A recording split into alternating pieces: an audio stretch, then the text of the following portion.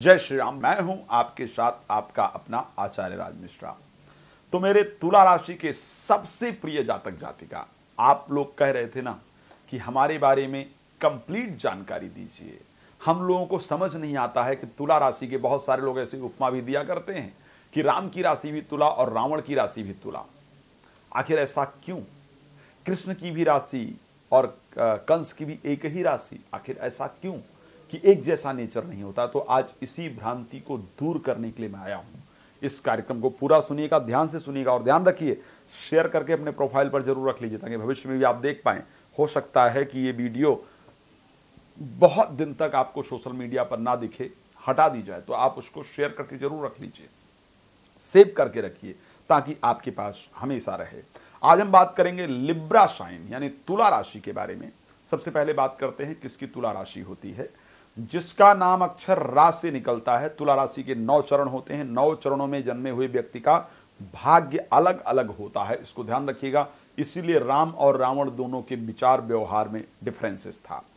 तो रा अक्षर से अगर नाम आपका निकलता है तो तुला राशि का पहला चरण है आपका। री अक्षर से निकलता है तो दूसरा चरण है।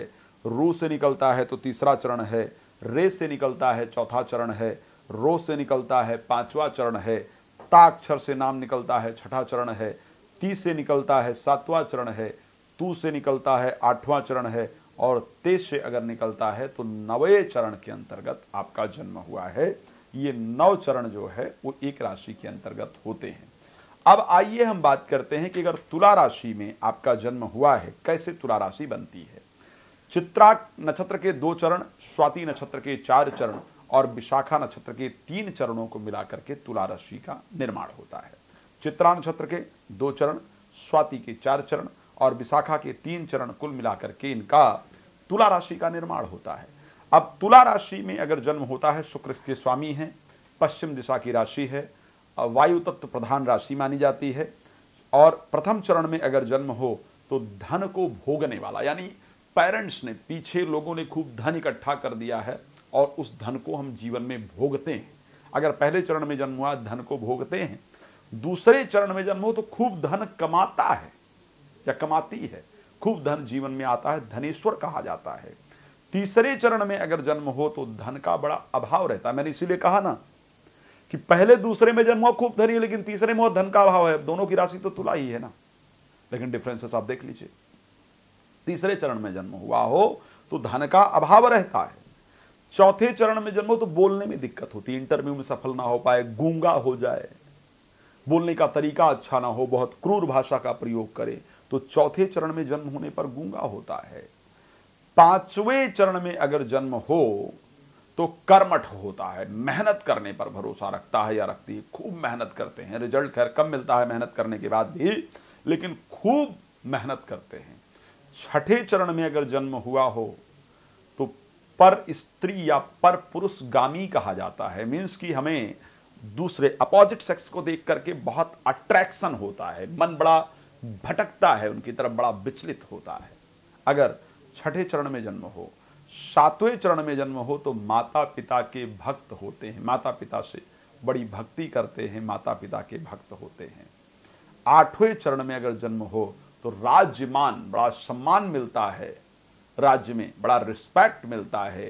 ब्यूरोक्रेट्स, आईएएस ऑफिसर या फिर कोई गुरु इत्यादि बन करके सरकार में सही वरिष्ठ लोगों से सम्मान प्राप्त करते हैं, बहुत पुरस्कार इत्यादि प्राप्त करते हैं।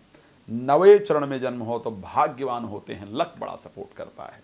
रात को 9 बजे, दोपहर को 12 बजे लाइव भी आता हूं, आप मेरे साथ जुड़ करके बात कर सकते हैं या कॉल अपॉइंटमेंट लेकर के मेरे साथ आप कनेक्ट हो सकते हैं। अच्छा, अब आइए कुछ और विस्तार से बात करते हैं हम लोग तुला राशि के बारे में।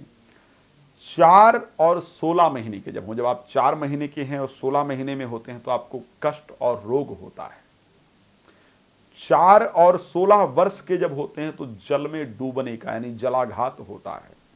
21 और 33 वर्ष के जब होते हैं तो शरीर में रोग और भय रहता है। 41 वर्ष के होते हैं तो अंग में वृद्धि होती है। 51 वर्ष में देवता के कुपित होने के कारण जीवन में और घर में बड़ी परेशानियां आती हैं। 61 वर्ष में अल्प मृत्यु जैसा कष्ट जीवन में प्राप्त होता है। शरीर में बहुत रोग हो या दुर्घटना हो जिसमें मृत्यु जैसी परिस्थिति प्राप्त हो। यदि चंद्रमा पर शुभ ग्रह की दृष्टि हो तो अल्प मृत्यु से बचकर 85 वर्ष तक आपकी उम्र होती है। वैशाख शुक्ल पक्ष के त्रयोदशी तिथि को शुक्रवार को चित्रा नक्षत्र में दोपहर के समय देह का त्याग होता है। और भी चर्चा करेंगे और भी कार्यक्रम पर बात करेंगे, लेकिन अब इस कार्यक्रम को यहाँ पर विराम देते हैं। आपका जुड़ने के लिए बहुत धन्यवाद। जय श्री राम।